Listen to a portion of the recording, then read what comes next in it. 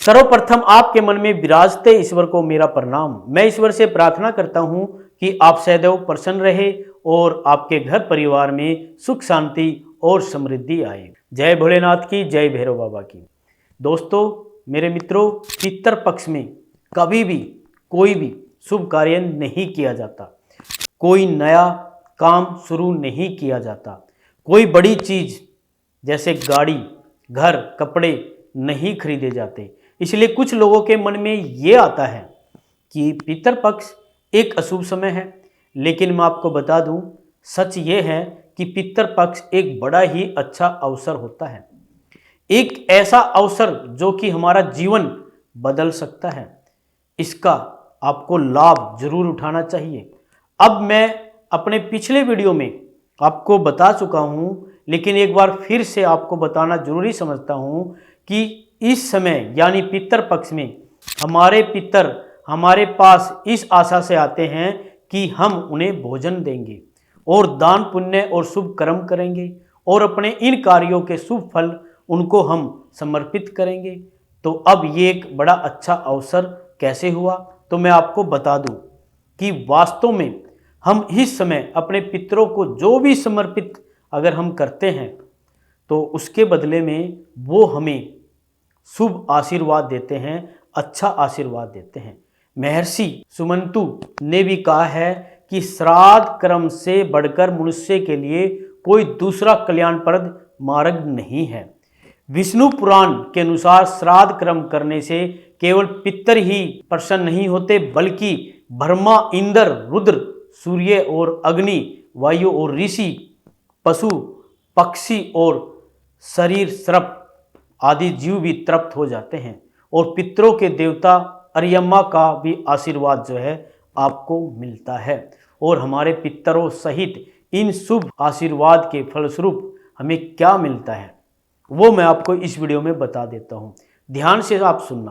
पहला लाभ है आयु बढ़ती है। यमराज जी कहते हैं कि जो व्यक्ति श्रद्धापूर्वक अपने पितरों का श्राद्ध करता है उसकी आयु बढ़ती है, असाध्य रोगों से उसको मुक्ति मिलती है, अकाल मृत्यु का भय कम होता है, स्वास्थ्य अच्छा होता है। अब सुनिए दूसरा लाभ। श्राद्ध कर्म करने से पितर वंश वृद्धि का आशीर्वाद देते हैं। सबसे बड़ी बात, यदि संतान होने में अगर समस्या हो रही हो तो पितरों के आशीर्वाद से वो समस्या बिल्कुल दूर हो जाती है। परिवार में यदि किसी का विवाह रुका हुआ हो तो वो हो जाता है। परिवार में सुख शांति बढ़ती है। अगर वंश वृद्धि में समस्या आ रही हो तो पितरों से क्षमा मांगकर श्राद्ध करना आरंभ कर दे। अब सुनिए आप तीसरा लाभ। धन धान्य में वृद्धि होती है, हमारा व्यापार बढ़ता है, धन हमारे पास आता है। और यमराज जी कहते हैं कि यदि विधि पूर्वक श्राद्ध किया जाए तो पितर धन धान्य से भंडार भर देते हैं। परिवार के सदस्यों की तरक्की होती है, समस्याओं का अंत होता है।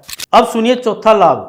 मृत्यु के देवता यमराज जी कहते हैं कि श्राद्ध कर्म करने से मनुष्य के शरीर में बल और पौरुष की वृद्धि होती है, जिससे वह स्वयं अपनी समस्याओं को हल करने के योग्य बन जाता है और परिवार में सुख शांति बनी रहती है।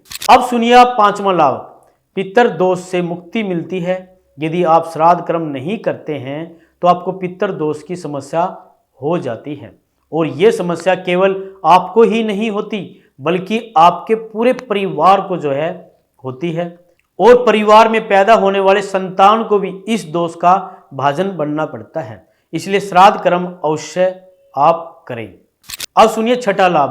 परिवार में क्लेश नहीं होता।